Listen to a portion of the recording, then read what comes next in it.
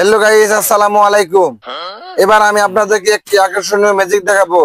ম্যাজিকটি হলো কিভাবে গ্লাসে পাইপ না রেখেই শূন্যের মাঝে দুধ খাওয়া যায়। দেখেন দর্শক মন্ডলী, আমার হাতে রয়েছে এক গ্লাস দুধ, তো দেখতে পাচ্ছেন।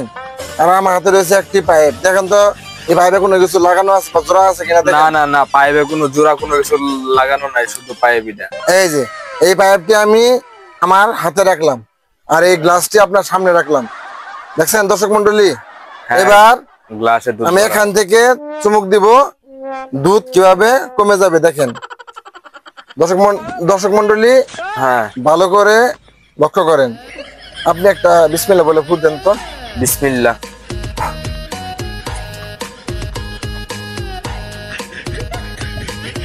এটা কিভাবে সম্ভব? এটা কিভাবে সম্ভব? পাইপ। দেখছেন কিভাবে আমি দুধটাকে ভ্যানিশ করে দিলাম। এখান থেকে আমি দুধটা চুমুক দিয়ে খেয়ে নিলাম। দর্শক মন্ডলী, যদি আপনাদের ভালো লাগে তাহলে কমেন্ট করে যাবেন আর সাবস্ক্রাইব করতে ভুলবেন না, ফলো দিয়ে যাবেন। ধন্যবাদ।